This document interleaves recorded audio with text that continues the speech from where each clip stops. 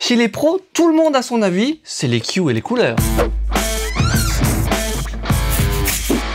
Bonjour et bienvenue à l'Académie du Gros Son, moi c'est André. Et moi c'est Gérald. Alors aujourd'hui on va parler équalisation, parce que c'est l'outil qu'on utilise le plus important. Mais il y a moyen de faire des choses un petit peu de façon professionnelle.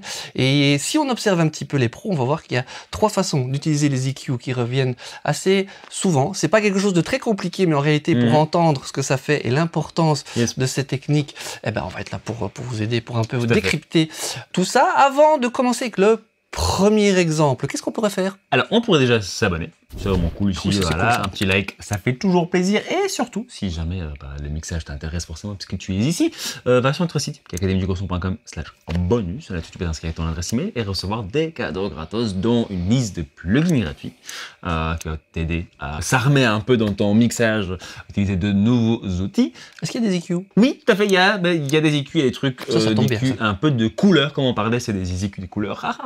Et avec ça, tu as aussi un tableau de fréquences. Qui peut justement t'aider à un tout petit peu EQer correctement différentes choses, différentes sources. Et sur ça, on peut donc tout de suite attaquer dans le sujet du jour. Alors, donc, nous avons listé pour vous 3 façons d'utiliser des EQ, 3 bonnes pratiques, je dirais qu'on retrouve très souvent chez les professionnels et en fait que nous, on fait tout le temps, même presque sans se rendre compte. Et c'est à ça qu'on voit que c'est vraiment quelque chose d'important et que c'est quelque chose qui, je pense, que vous devriez maîtriser aussi, dans l'absolu. Alors, la première technique, c'est la technique dite du nudge. C'est pas le nunchaku. Voilà, c'est ça. N'étant pas son prénom, ni une nudge Norris, qui n'a rien à voir avec cette technique de prime abord.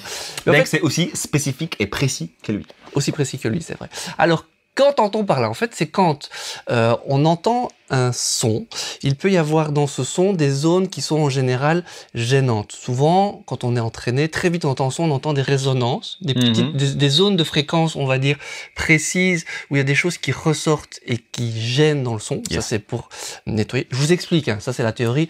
Après, André va vous montrer très pratiquement, comme ça, ce sera plus parlant. Mais donc des zones qui peuvent gêner, ou des zones aussi qui peuvent mélanger à d'autres sources, créer une zone gênante aussi de par la place qu'elles prennent. Et donc, il faut avoir l'art de pouvoir faire un tout petit trou à cet endroit-là, un petit EQ précis, pour rééquilibrer d'un point de vue fréquentiel, nettoyer ou laisser la place. Ça, c'est quelque chose tous les pros font, et plus on a de l'habitude, plus on a l'entraînement, on écoute un son, tac, tac, tac, on visualise presque des endroits où en contexte, on se dit, faut que j'enlève un tout petit peu là, et souvent c'est un petit mouvement subtil, mais je peux vous assurer que ça fait vraiment la grande différence. Démonstration en pratique. Alors moi, la plupart du temps, ce que je vais montrer ici surtout, c'est ce que j'appelle les résonances un peu épineuses. Donc j'imagine, je vois par exemple cette voix, cette belle voix ici de Tom. C'est d'ailleurs, si jamais ça vous intéresse, comment on a fait l'exemple qui est ici, on a une vidéo là-dessus, donc qui ressemble à ceci.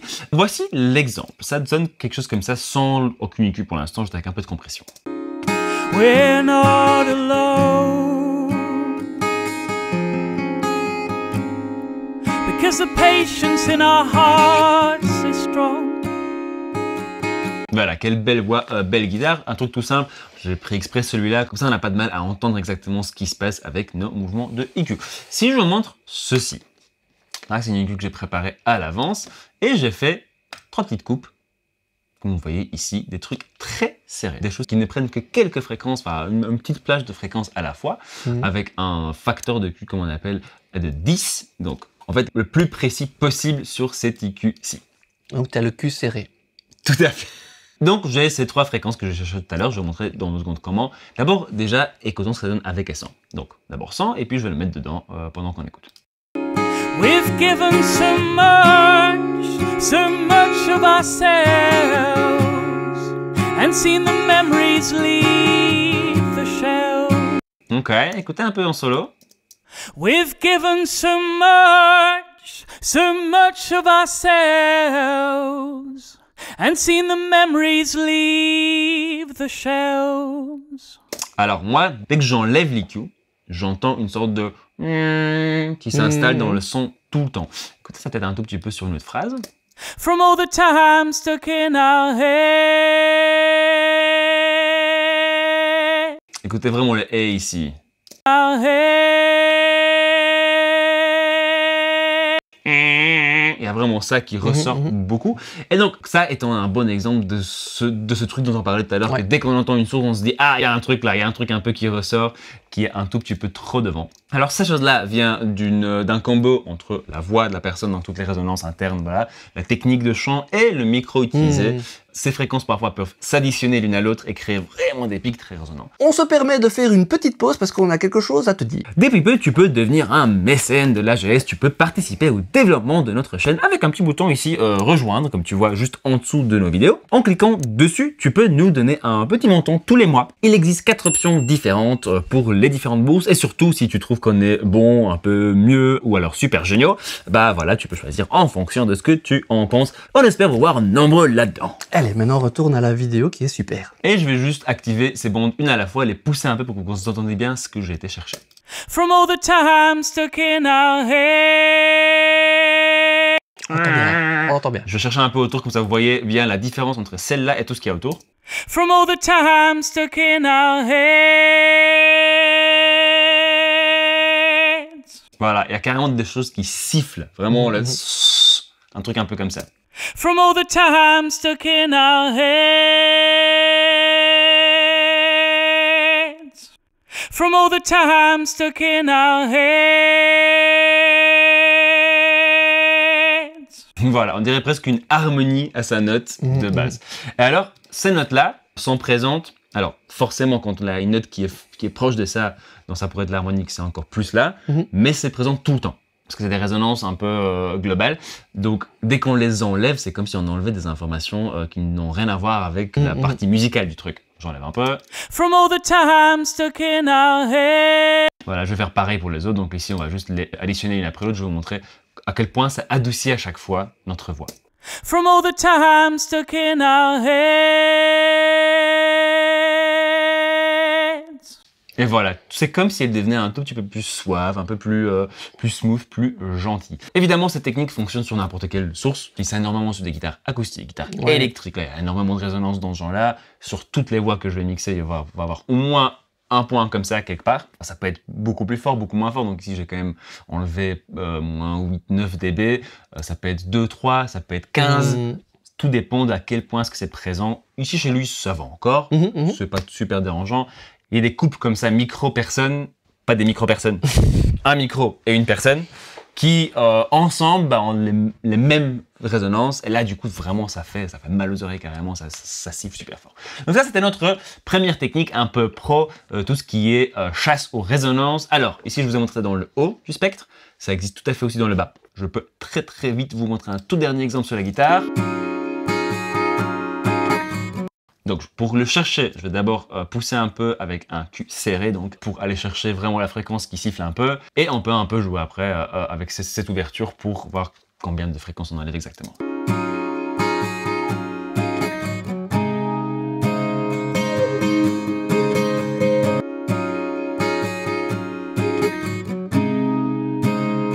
Un truc ici dans le bas du spectre qui est assez dérangeant.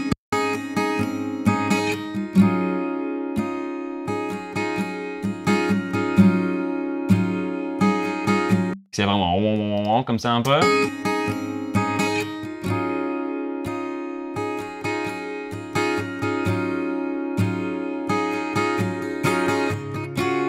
Là, c'était pas super gênant. Évidemment, quand c'est un truc qui ressort, que nous, on disait tout à l'heure, on l'identifie directement. Ici, c'était peut-être pas nécessaire. Mais sachez que ça existe et que ça dépend juste donc de notre source, à quel point ce que c'est. Après, ça ne doit pas devenir une obsession. Il ne faut pas absolument trouver tous les trucs qui résonnent comme l'exemple ici, mais c'est juste vraiment ce qui vous, à votre oreille, vous paraît un petit peu déplaisant ou en tout cas qui n'est pas musical dans le concept un peu artistique de ce que vous voulez faire, des choses qui font que ça sorte un peu et qu'on a envie juste un peu de contrôler, quoi. Souvent, un truc qui me fait dire qu'il y a peut-être un truc qui résonne comme ça, qui siffle un peu, c'est quand j'ai du mal à trouver le volume d'une piste. Ou soit c'est trop fort, soit c'est pas assez fort, tout le temps. Et là, souvent, ça veut dire qu'il y a un truc qui résonne. Et du coup, quand je vais pousser un tout petit peu, cette résonance ressort beaucoup et me fait dire « Oh, la voix ou n'importe quoi va trop fort. Si on je la baisse un peu, et là, en fait, de manière générale, dans le contexte, elle va pas assez fort. Et si ça se trouve, s'il n'y a que cette fréquence-là qui résonne, qui ressort un peu, voilà. Ça, c'était pour notre première technique un peu plus pro, ce qu'on appelle des notches. Deuxième technique. Deuxième. Alors, c'est vraiment le travail avec un EQ, mais vraiment des extrêmes du spectre de tous les instruments. Donc, on entend souvent, par exemple, des gens qui disent ah ouais, quand on nettoie du son, il faut drastiquement couper en dessous d'une certaine fréquence et dans tout ce qui est aigu. Ça peut être vrai dans certains cas. Moi, je passe pas mon temps à faire ça sur toutes les sources systématiquement, mais c'est vrai que le travail des extrêmes permet deux choses avec des EQ, alors pas comme ici, pas des EQ paramétriques, c'est-à-dire on choisit une fréquence et une bande autour de ça, mais là on va vraiment parler de passe haut, de coupe haut, et comme ça dépend comment on voit, si on laisse passer ou qu'on coupe, c'est chacun son truc. Mais on peut effectivement couper pour nettoyer, mais on peut aussi globalement booster en dessous ou au-dessus d'une certaine fréquence et diminuer ça et vraiment travailler sur les extrêmes, soit de faire du sourire joyeux ou du sourire pas très content. Et ça, c'est quelque chose qui est très important pour avoir du contrôle qui permet soit de nettoyer, soit d'ouvrir un son. Donc ça, c'est la deuxième chose que beaucoup de pros font, c'est directement, ils entendent, tiens, il y a des problèmes, faut que je nettoie, ou il manque quelque chose, mon son sonne un petit peu petit, fermé, il faut que je l'ouvre d'une façon ou d'une autre. Et donc là, c'est une autre façon de travailler avec les EQ. On va faire une petite démonstration, ce sera peut-être un peu plus parlant. Bien sûr. Donc je vais laisser sur cette voie la première EQ que j'ai fait, parce que ça la nettoie déjà un tout petit peu, des choses qui sont dérangeantes, comme ça je peux faire ceci. Alors, moi comme je vois la chose donc dans les extrêmes, c'est comme je le disais, soit on veut ouvrir, et pour moi ça c'est pour rebalancer quelque chose, pour retrouver un certain équilibre. Sur la plupart des choses, vous allez avoir souvent trop de médium, en tout cas dans un mix un peu type moderne, quand vous enregistrez quelque chose de manière brute. La plupart d'énergie est dans les médiums, forcément c'est ce qui se passe acoustiquement dans une pièce. Mais ce qui est réellement important en fait dans un mix, c'est cette histoire d'équilibre. D'ailleurs on a une vidéo qui parle exactement de ça, de équilibre fréquentiel égale contrôle, ou contrôle égale équilibre fréquentiel. C'est bien fait ça. Ça ressemble à ceci, il y a pas mal d'entre vous qui ont bien aimé, donc va voir ça si tu n'as pas encore vu. Et ici on va parler donc de ces deux cas extrêmes un peu de équilibre. D'abord, on va faire, comme je le disais, un peu de nettoyage, un peu de ouverture si vous voulez avec une EQ. Je l'ai préparée à l'avance, elle ressemble à ceci. Donc je coupe beaucoup dans le bas avec un shelf, donc tout en dessous d'une certaine fréquence est affecté jusqu'à ce qu'on se calme un peu vers le bas. Et pareil, mais avec une courbe un peu différente dans le haut où je pousse tout ce qui est fréquence aiguë. Je fais les deux de beaucoup, de 12 dB à chaque fois. Bon, c'est 12 dB à 17 kHz, c'est assez haut, c'est très haut, et c'est moins 12 dB à 50 kHz, qui est très bas pour une voix. Mais écoutez bien la différence avec les sons. We've given so much of ourselves, and seen the memories leave the shelves. Ou alors sur une longue note. We've made it.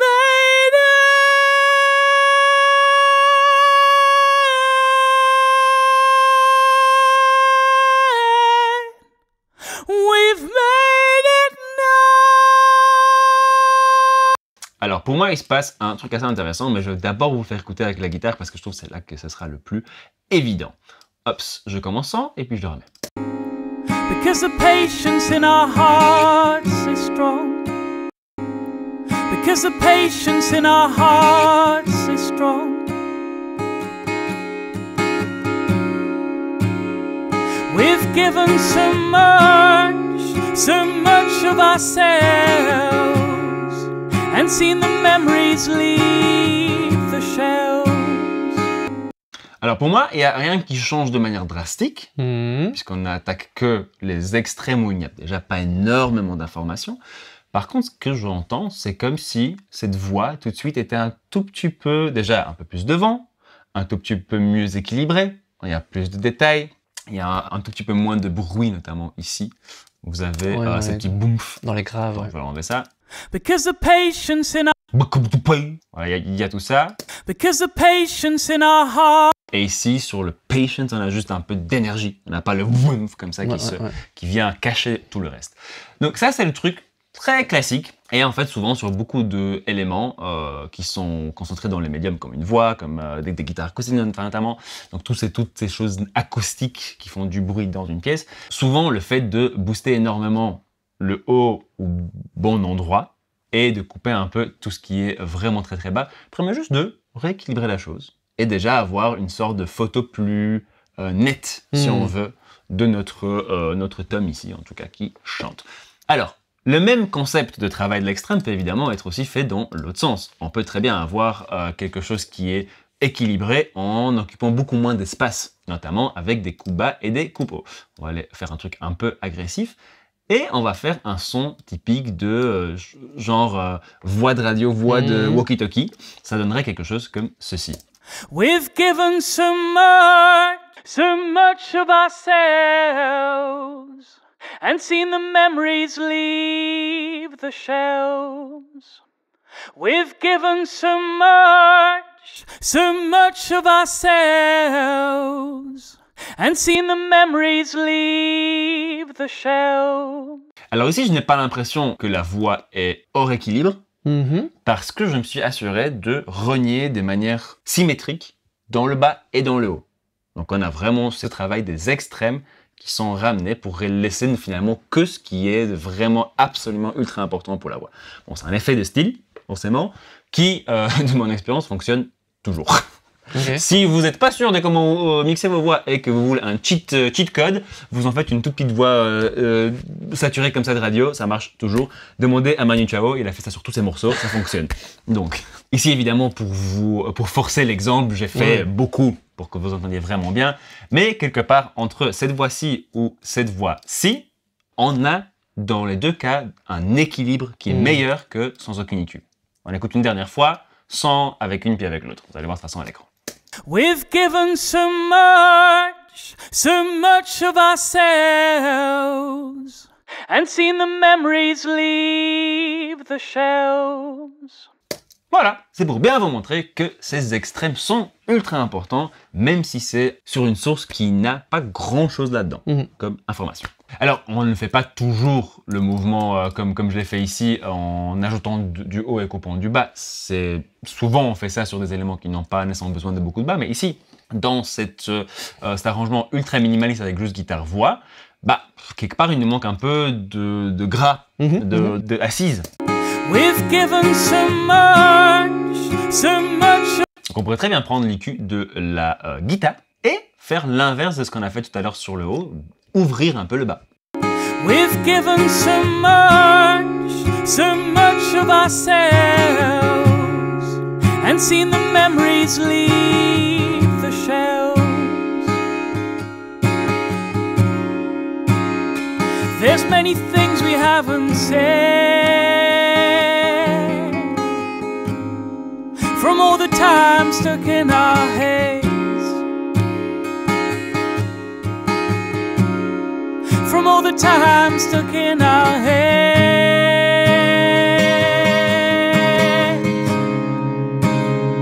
We've made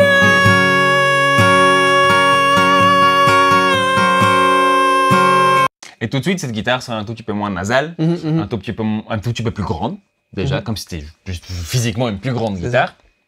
Et surtout, elle appuie mieux les notes de la voix, surtout quand il part dans les aigus, où finalement, lui, dans sa voix, n'a pas énormément d'assises et de fondation quelque part. Cette guitare permet de garder tout cet espace et pas faire tout sonner comme si on passait par une petite radio à l'ancienne. C'est ça. Voilà. Et je trouve que c'est intéressant aussi dans cet exemple-là que tu viens de faire, c'est que souvent on entend qu'il faut souvent nettoyer les graves, enlever, mais parfois, moi ça m'arrive même sur plein d'éléments, dire ça manque de graves et d'utiliser le même type d'EQ, à contrario de ce qu'on pourrait croire, parce qu'on dirait oui ça ramène du bruit ou une énergie qu'on veut pas, mais souvent dans un mix, dans un contexte, ça permet juste de redonner de l'épaisseur et du grave, et donc voilà, couper les graves systématiquement n'est pas forcément quelque chose à faire. Non, absolument pas. Ici, par contre, je l'ai fait quand même, parce que comme j'utilise un shelf, donc je booste tout en dessous d'une certaine fréquence. En fait, ici, en gros, je booste 12 dB à 80 Hz. Vous voyez ici le petit point rouge.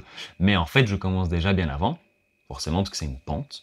Et je vais encore plus haut que 12 dB juste après. Mais pour être sûr de ne pas booster des choses qui dans une guitare acoustique n'ont aucun sens, 20-30 Hz, c'est juste de la secousse, il n'y a plus rien d'intéressant dans une guitare acoustique, et en tout cas dans un contexte comme ça. Voilà, là je peux évidemment recouper un tout petit peu par derrière pour nettoyer. Tout ça est toujours dans ce contrôle des extrêmes. Voilà, il faut bien c'est là où c'est un peu le côté plus avancé, c'est les choses qu'on entend, c'est qu'il faut y aller juste avec le bon dosage, mais pas avoir peur de travailler comme ça sur les extrêmes avec ce genre de technique. Ouais. Troisième EQ. Allons-y. Alors, troisième technique en tout cas sur les EQ, c'est le concept que parfois quand on est plutôt débutant, quand on débute, on se dit sur une source j'ai besoin de mettre un EQ, c'est l'EQ par exemple. Ici par exemple on est sur une guitare, une voix, c'est l'EQ de ma guitare, c'est l'EQ de ma voix. Voilà, on met l'EQ et c'est à partir de là qu'on fait tout l'équilibre fréquentiel dessus. Par contre, quand on regarde plus les pros travailler et nous ce qu'on fait au quotidien, et dans certaines de nos vidéos vous avez forcément vu, c'est qu'on va mettre des petits traitements qui amènent des petites choses, mais ces petits traitements peuvent rééquilibrer fréquentiellement. Parfois c'est ce qu'on veut, mais parfois ça manque un peu de contrôle. Je donne un exemple. Si on utilise une saturation pour doser un peu plus, par exemple, le fait de remettre la saturation va peut-être refaire ressortir à des endroits certaines résonances. Et puis on va se dire, oui, mais j'ai un EQ, donc avec mon EQ, je vais aller retoucher ça avant la saturation. Mais du coup, la saturation va plus travailler de la même façon.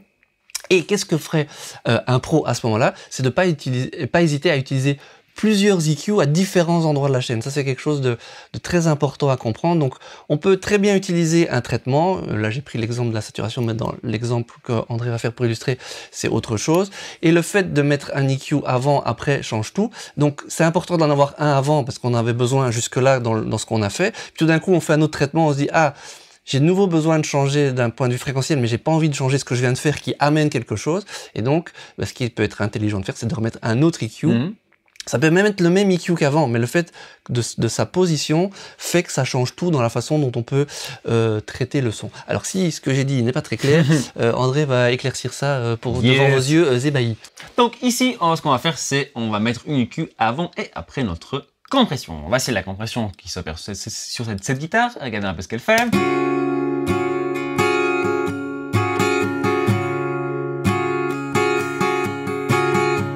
Ok, donc on a un peu -5, -7 dB de compression de manière constante et c'est une compression relativement spongieuse. Voilà, il se passe, elle est pas très audible, mais elle permet juste de rééquilibrer un peu cette guitare. Alors, première chose que moi j'entends ici, c'est un peu de on et i comme ça dans cette guitare, des choses qui sont un tout petit peu résonantes. Donc on va d'abord un peu nettoyer ça. Donc je prends une EQ avant ma compression et je vais vite trouver ce qui m'embête.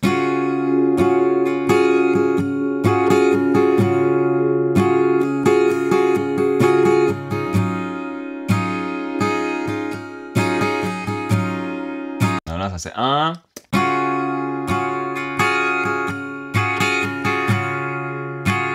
Ouh, c'est joli ça. Ça c'est génial.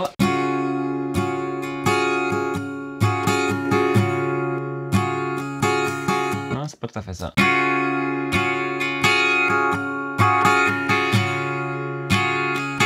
Peut-être ça.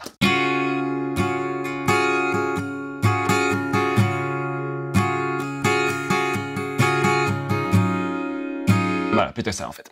Ok, donc j'enlève un tout petit peu de ça. Et alors, première chose, donc ici, on a déjà une guitare qui est un tout petit peu plus équilibrée. Mais pour l'instant, elle est assez petite. J'aimerais bien lui donner un peu plus de cordes, comme on a fait tout à l'heure, avec cette EQ ici. Mais ici, on va laisser avant la compression.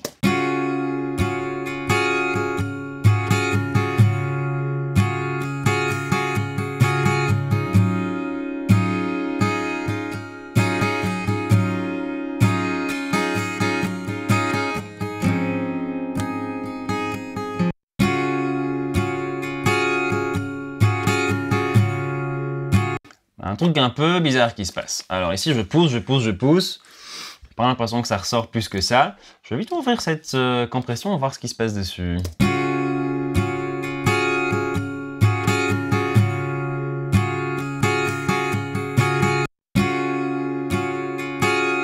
Ah! Alors déjà, j'ai pas la même quantité de compression, forcément, puisque je pousse beaucoup d'énergie dans le compresseur. Donc en fait, ce qui se passe ici, je voulais ouvrir le bas, je pousse l'énergie dans le bas, donc à chaque note où il y a cette énergie-là, mon compresseur en fait vient m'enlever du volume. Donc quelque part, de plus je vais pousser, de plus il va me l'enlever. Et en fait, on se Ça fait retrouve tout pomper, ouais. exactement tout pompe et je commence à créer un mouvement même un peu bizarre. Et ce que je n'obtiens pas, c'est de l'ouverture dans le bas. Mhm. Donc c'est un peu dommage, c'est pas du tout ce que je voulais. Essayons après la compression. Alors pour ça, je vais juste copier la même EQ, comme ça j'ai le même réglage, je vais juste enlever les deux autres que j'avais fait déjà. Hop, voilà, non, c'était pas celui-là, c'est celui-là.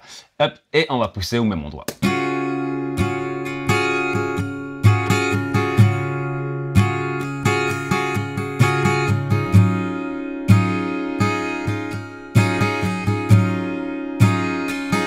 Voilà, et là, par contre, je vais faire la même chose ici. Je vais vous ouvrir les deux et on va juste faire l'un et l'autre. Hop, non, ça n'a pas de sens. On va faire celle-ci avant la compression, ensuite la compression, C'est bien rangé. et puis après la compression. Donc, ici, tout ce que je vais faire, c'est allumer ou pas cette bande tout en bas. Hop, d'ailleurs, on va la faire à 100%. Vous voyez, c'est la même courbe, ouais, c'est la même courbe, presque. Voilà, là on est très proche. Hop, on va juste faire soit celle-ci, soit celle-là. D'abord, on va commencer avant le compresseur.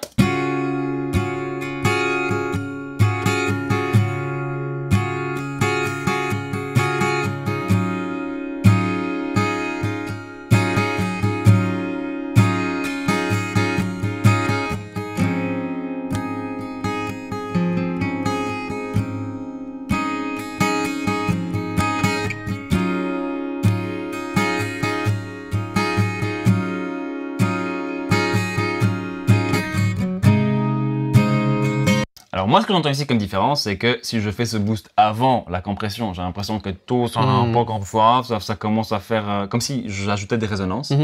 Par contre, quand je le fais après, j'ai l'impression qu'à chaque coup de médiateur, il y a une sorte de boum, comme ça, vraiment sympathique qui s'installe et qui ne bouge pas surtout.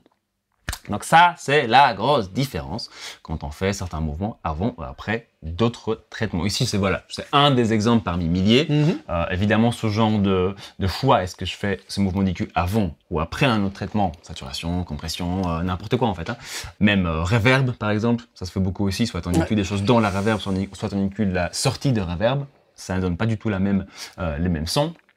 Voilà, sachez que ces choses-là sont importantes et parfois, il faut se poser un tout petit peu la question, qu'est-ce que j'essaie d'obtenir? Et expérimenter avec, est-ce que ça donne mieux avant ou après un autre traitement? Tout à fait. Parfois, le fait de rajouter un traitement fait que vous allez vous dire « Ah, j'ai besoin de retravailler mon son ». Bah, à ce moment-là, c'est à ce moment-là qu'il faut se poser en question, est-ce que je le fais en amont ou en aval? Et c'est surtout aussi ce qui est à retenir, c'est que vous avez le droit d'utiliser sur la même source 5 EQ différents à 5 endroits dans votre chaîne, juste parce que chacun va venir régler un petit truc, et c'est ce que font les pros. Sinon, vous coincez quelque part. Si vous voulez pouvoir ouvrir vers un travail un peu plus fin, un peu plus avancé, ben c'est ça le truc un peu à retenir de ce point, c'est qu'il ne faut pas hésiter à utiliser des petits EQ à différents endroits qui vont justement avoir l'influence au bon moment et peut-être parfois rectifier quelque chose que vous avez fait, mais de meilleure façon qu'en le mettant avant, ou parfois vont juste vous permettre de faire quelque chose que vous ne sauriez pas faire en le mettant avant, comme dans l'exemple ici. Tout à fait. Concret. Ça, c'est vraiment ce point-là. Là, vous avez 3 bonnes pratiques très professionnelles, un peu plus avancées de l'équalisation. Donc, vous nous mettez en commentaire si ça vous aide, si ça vous crée des petits moments de vision, de ah ouais, ok, je comprends mieux maintenant. Oui, déjà, si vous avez appris quelque chose, si ça vous permet maintenant de faire des résultats plus fins et plus proches, de dire ok, merci les copains, maintenant avec cette technique-là, ou même les 3, je vais un peu plus loin. Et maintenant, en fait, j'arrive vraiment à bien faire de la musique.